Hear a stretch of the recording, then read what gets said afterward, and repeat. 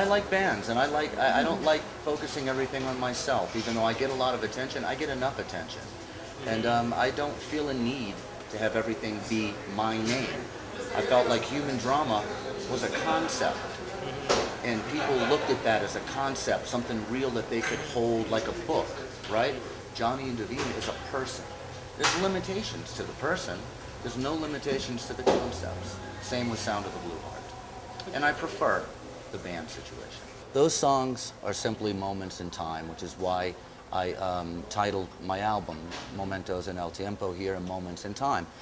These are emotions that I feel for the length of time that I write that song.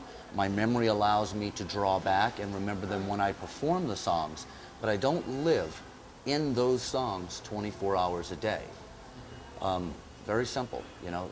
I leave them, I write them, and I remember them when I need to remember them. But I like football.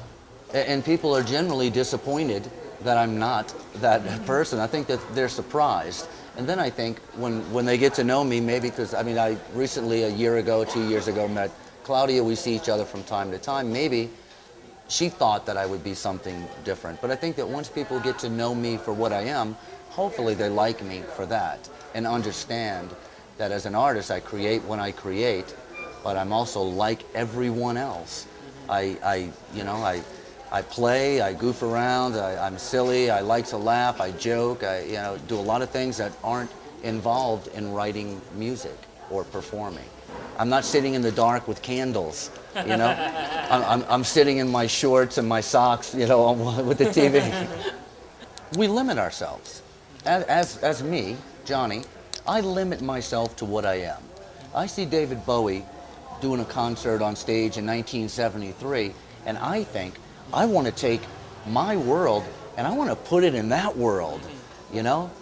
And I think that's what we do. We see our limitations be broken by other people, and that stretches us. That makes us grow. I could never get into David Bowie's world, but I perhaps created a world that people look at from a distance and say, I would like to spend a little time in that world with the people that are in that world, you know? And then when you get there, ultimately you're disappointed because David Bowie has to go to the bathroom too, you know what I mean? So, but I think that's what it is. We feel our limitations, and then we see the Bahamas, and we want to go to the Bahamas. We want to take ourselves to theirs. You know, it's that kind of thing. That's all. Wow, my relationship with the Gothic crowd. Yeah.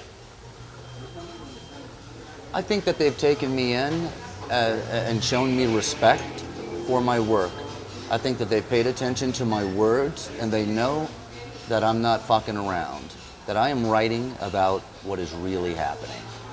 Not what's really happening in the financial situations of the world, but what's happening in our heart, what we share. And I think that they appreciate that I am so honest in my writing, because I've always made it my goal to be as honest as I can be. Even when I'm guessing at something, I want to honestly guess at that. You know, no superficiality in my songs or my words or my time spent as an artist. There's no bullshit. It's all what it is. I think that they showed me respect for that. And I show them the same respect back for taking the time to listen. Because for you or for anyone else to take that hour out of their day and pay attention to the world inside and listen to it until it ends, that's nice. I mean, what else can an artist ask, you know? What else can we ask? That's it. Not for $1, not for whatever, you know, but just to listen, just to read, just to look at the painting, you know? That's all. Hello to everyone at Revista Gothica.